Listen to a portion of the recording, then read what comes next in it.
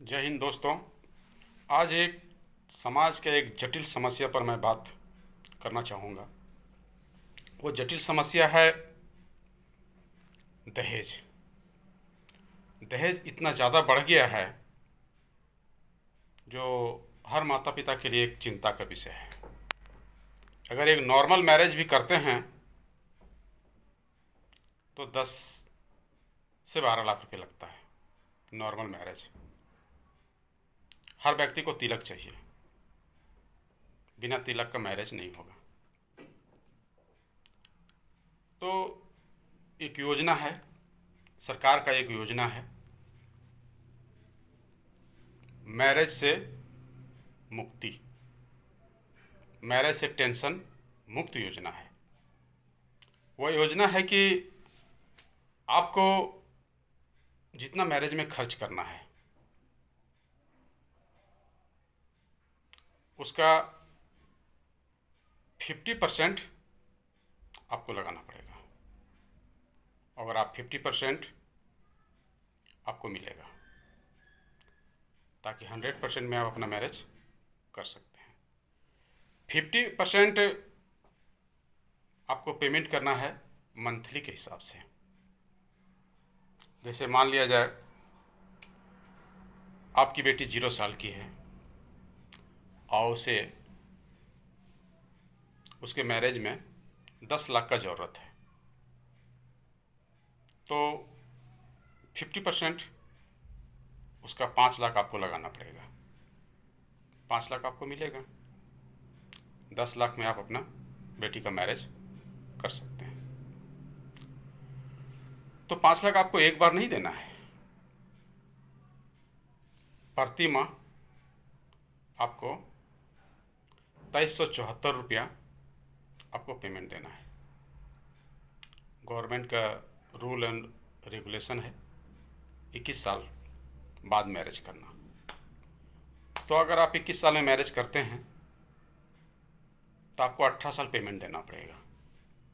18 साल आप अगर पूरा पेमेंट दे देते हैं तो 3 साल छूट है, 3 साल आपको पेमेंट नहीं देना है और 21वां साल में आपको 10,33,000 मिलेगा। उससे आप अपनी बेटी का मैरिज कर सकते हैं। मैरिज कर सकते हैं या तो फिर उसको हायर एजुकेशन के लिए लगा सकते हैं। ये फार्मूला लड़का और लड़की दोनों में लागू होता है क्योंकि हायर एजुकेशन के लिए दोनों को ज़रूरत है। तो आप अगर 2374 रुपये लगाते हैं महीने का तो आपको 10,33,000 मिलता है। आप अगर ज़्यादा दहेज में खर्चा करना चाहते हैं, शादी में 15 लाख खर्चा करना चाहते हैं तो फिर 15 लाख के हिसाब से प्लानिंग होगा। अगर आप 20 लाख रुपए खर्चा करना चाहते हैं तो 20 लाख के हिसाब से प्लानिंग होगा। 30 लाख खर्चा करना चाहते हैं तो 30 लाख के हिसाब से प्लानिंग होगा। उसका 50% आपको लगाना पड़ेगा, चाहे आप जितना खर्चा करें 50% आप वहन कीजिए। तो 50% एक बार नहीं देना है, पर मंथ उसका जो भी अमाउंट आएगा। 10 लाख अगर चाहिए तो 2374 आएगा, 20 लाख चाहिए तो उसके हिसाब से आएगा, 30 लाख चाहिए तो उसके हिसाब से आएगा।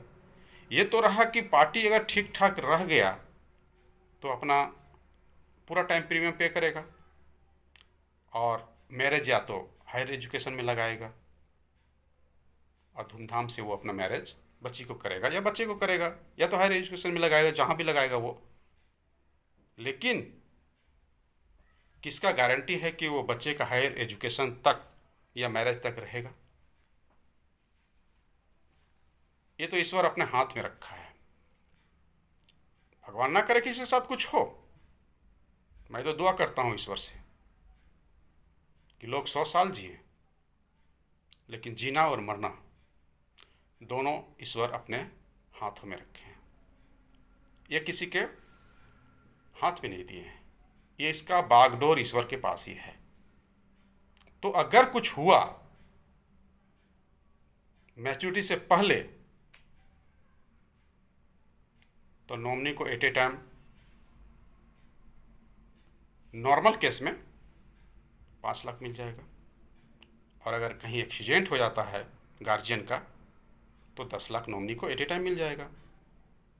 उसके बाद बच्चे को लालन पालन के लिए, उसके पढ़ाई लिखाई के लिए पत्नी को, यानी जिनके साथ मिसहैपनिंग हो जाए गार्जियन के, उसकी पत्नी को 50,000 प्रति वर्ष मिलेगा। 10 लाख वाला मैच्योरिटी वाला प्लान लिया है तो 50,000 मिलेगा। अगर 20 लाख मैच्योरिटी वाला प्लान लिया है तो 1 लाख मिलेगा प्रति वर्ष। कब तक? जब तक मैच्योरिटी ना हो जाए तब तक 1 लाख उसको हर साल मिलता जाएगा। प्लस मिसहैपनिंग हुआ तो जिस कंडीशन में हुआ उस कंडीशन में उसे 5 लाख या 10 लाख मिलेगा। और प्रीमियम देना बंद हो जाएगा। प्रीमियम पे नहीं करना है, क्योंकि गार्जियन ही नहीं रहा तो प्रीमियम पे कौन करेगा। 20 साल तक उसे 50,000 प्रति साल मिलेगा, ताकि वो बच्चे को पढ़ाए लिखाए और घर का खर्चा चलेगा उससे। और मैच्योरिटी के टाइम 10 लाख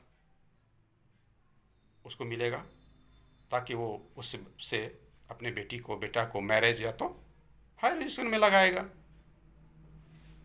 तो आज के समय में शिक्षा भी बहुत इम्पोर्टेंट है, मैरिज भी इम्पोर्टेंट है। शिक्षा ना भी लिया तो कोई बात नहीं है, वो कहीं से कुछ कर लेगा, लेकिन मैरिज तो बच्चियों के लिए बहुत ज़रूरी है, और वो बिना दहेज का नहीं होगा। और एक बार दहेज इकट्ठा करना मिडिल फैमिली के लिए टफ है। तो मिडिल फैमिली के लिए अगर टफ है तो उसका व्यवस्था, उसका सॉल्यूशन शुरू से ही करना पड़ेगा, क्योंकि एक बार बोझ हो जाएगा। अगर वो थोड़ा थोड़ा अमाउंट बचा लेता है तो मैरिज या तो हायर एजुकेशन के वक्त उसे एक बड़ा अमाउंट मिलेगा, जिससे वो अपने बच्चा या बच्ची को एजुकेशन या मैरिज में लगा सकता है। तो कहने का मतलब, आज के समय में बचत बहुत ज़रूरी है। छोटा छोटा अमाउंट बचाइए और अपने बच्चे को शिक्षा और एजुकेशन से टेंशन मुक्त रहिए, क्योंकि आज के समय में बिना पैसे का कुछ नहीं होने वाला है। पैसा ज़रूरी है, पैसा ही सब कुछ है। अगर आपके पास पैसा है तो आप अपनी बेटी को अच्छे घरों में मैरिज कर सकते हैं। पैसा नहीं है तो फिर जैसे तैसे करना पड़ेगा, या तो फिर उस वक्त बड़ा अमाउंट का आपको लगाना पड़ेगा। अगर आपने बचत नहीं किया तो उस वक्त बड़ा अमाउंट खोजना पड़ेगा। तो जो उस वक्त बड़ा अमाउंट खोजना पड़ेगा, उससे अच्छा है कि छोटा छोटा अमाउंट अब ये बचा लिया जाए, और उस वक्त एक बड़ा अमाउंट बन जाएगा जिससे वो अपने बेटी के मैरिज में धूमधाम से लगा सकता है। लेकिन सबसे बड़ा इम्पोर्टेंट चीज़ ये है कि गारंटी किसका है कि वो अपने बच्चे का मैरिज तक रहेगा। वो तो कुछ भी हो सकता है, ये तो बागडोर भगवान ने अपने हाथ में रखा है ना। वो तो कंफर्म नहीं है कि बच्चे के मैरिज तक गार्जियन रहेगा। अगर कुछ हुआ तो पत्नी के ऊपर और बच्चे के ऊपर पूरा का पूरा आर्थिक जिम्मेवारी आ जाता है, पूरा इकोनॉमिक प्रॉब्लम आ जाता है, वित्तीय संकट जिसे बोला जाता है। तो वित्तीय संकट अपने परिवार और बच्चों पर ना आवे, इसलिए आपका बीमा लेना बहुत ज़रूरी है। आप इंश्योर्ड रहिए, टेंशन मुक्त रहिए। भगवान ना करे आपके साथ कुछ हो, दुआ है भगवान से, लेकिन जीना और मरना दोनों ईश्वर ने अपने हाथ में रखा है। ये प्लानिंग करें, छोटा छोटा अमाउंट बचावें। आपको कितना ज़रूरत है उसके हिसाब से आप प्लानिंग ले सकते हैं। कोई जरूरी नहीं 2374, 2000 मंथली भी ले सकते हैं, 1700, 1800, 1500, 1200, 1000, 500 का भी ले सकते हैं। आपको कितना ज़रूरत है उसके हिसाब से प्लानिंग ले सकते हैं, लेकिन लेना तो पड़ेगा। अगर नहीं लेंगे तो प्रॉब्लम क्रिएट होगा उस वक्त। तो उसका सॉल्यूशन है कि आप छोटा छोटा अमाउंट बचावें अभी, और उस वक्त बड़ा टेंशन ना लें, क्योंकि उस वक्त भी खोजना पड़ेगा। उससे अच्छा है छोटा छोटा अमाउंट बचा लें, और वही छोटा अमाउंट एक बड़ा अमाउंट में तब्दील हो जाएगा। तो उस वक्त मैरिज या तो हायर एजुकेशन में लगाया जा सकता है। इसलिए मेरा रिक्वेस्ट है आप लोगों से कि हर व्यक्ति का एक बीमा जरूरी है फैमिली सुरक्षा के लिए। महाभारत में भगवान कृष्ण ने अर्जुन को बोले, हे अर्जुन, तू अपनी जिम्मेवारी, तू अपनी सारी टेंशन मुझे दे दे और केवल तू युद्ध कर। परिणाम क्या होगा इसकी चिंता ना कर तू, क्योंकि परिणाम तुम्हारे बस में नहीं है, परिणाम हमारे बस में है। तेरे बस में केवल धनुष से बाण चलाना है। तू केवल बाण चला, परिणाम क्या होगा वो मेरे ऊपर छोड़ दे। तो LIC में प्रत्येक चीज़ जो ऐसे बना हुआ है उसके बीच में लिखा हुआ होगा, ध्यान दीजिएगा, योग क्षेम वहामयम, योग क्षेम वहामयम, मतलब तू अपनी जिम्मेवारी मुझे दे दे। अर्जुन ने अपनी जिम्मेवारी भगवान श्री कृष्ण को दे दिए थे और बेफिक्र होकर युद्ध किए। तो आप अपनी जिम्मेवारी, आप अपनी परिवार की जिम्मेवारी, टेंशन जो है कि अनहोनी कुछ हो जाए तो कौन देखेगा मेरे परिवार बच्चे को, तो आप अपना टेंशन योग क्षेम वहामयम, तू अपनी जिम्मेवारी LIC को दे दो, ताकि कुछ अनहोनी होने पर आपका परिवार का वित्तीय संकट कमज़ोर ना पड़ जाए। जिस हिसाब से अभी आप अपने परिवार को देखभाल कर रहे हैं, उसको अच्छे से खिला पिला रहे हैं, अच्छे से रख रहे हैं, बच्चे को अच्छे एजुकेशन दे रहे हैं, अच्छे विद्यालय में पढ़ा रहे हैं, आप हैं तो आपका फैमिली सिक्योर है, टेंशन मुक्त है। पतंग आसमान में उड़ रहा है क्योंकि डोरी आपके हाथ में है, और अगर डोरी कट जाए तो पतंग धड़ाम से ज़मीन पर गिरेगा। कहने का मतलब है अगर गार्जियन के साथ कुछ हुआ तो फैमिली का बैकग्राउंड जो है, जो उसका स्टैंडर्डपन है, वो नीचे गिरेगा, क्योंकि पूरा इकोनॉमिक को संभालने वाला उसका गार्जियन था, और अगर गार्जियन ही नहीं रहा तो पूरा संकट नॉमिनी और बच्चे पर आ जाएगा। इसलिए ये संकट ना आवे,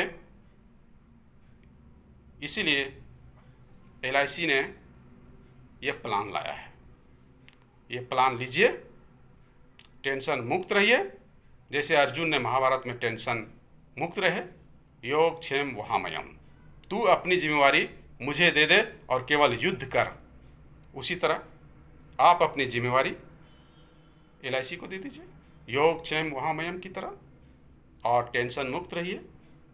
छोटा छोटा अमाउंट बचाइए और एक बड़ा अमाउंट में तब्दील हो जाएगा। उसे आप अपने बच्चे को मैरिज या हायर एजुकेशन में लगाइए, क्योंकि एक बार उतना बड़ा अमाउंट मिडिल फैमिली के लिए दिक्कत है।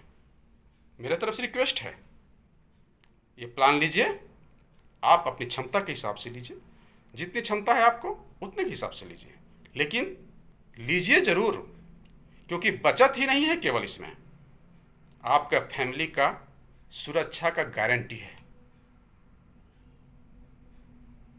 बस दोस्तों, ज़्यादा क्या बताऊं, आप खुद समझदार हैं, लेकिन रिक्वेस्ट है, एक बीमा बहुत इम्पोर्टेंट है, उसको लीजिए, क्योंकि आप हैं तो आपका फैमिली का स्टैंडर्ड बना हुआ है। भगवान ना करे, मैं फिर बार बार रिपीट कर रहा हूँ कि भगवान ना करे आपके साथ कुछ हो, आप 100 साल जिए, लेकिन जिंदगी और मौत मनुष्य के हाथ में नहीं है, वो ईश्वर ने अपने बागडोर में रखा है, यानी अपने हाथ में रखा है। तो आप अपनी क्षमता के हिसाब से, जितनी क्षमता है आपको उतने के हिसाब से प्लानिंग कीजिए। जितने साल का ज़रूरत है उतने साल का प्लानिंग कीजिए। आपकी बेटी अगर 5 साल की है तो आप अगर 21 में मैरिज करेंगे तो उसके हिसाब से प्लानिंग कीजिए। अगर 10 साल की हो गई है तो उसके हिसाब से प्लानिंग कीजिए। 5 साल तो बता ही दिया। 2 साल की है तो उसके हिसाब से प्लानिंग कीजिए। 1 साल है तो उसके हिसाब से प्लानिंग कीजिए, लेकिन कीजिए और छोटा छोटा अमाउंट बचाइए, ताकि उस वक्त एक बड़ा अमाउंट हो और उस अमाउंट से आप अपने बच्चे को हायर एजुकेशन या मैरिज में लगाकर चिंता से मुक्त रहें। इतना ही कहकर मैं अपना वीडियो को समाप्त करता हूँ। मिलता हूँ अगला वीडियो में। जय हिंद।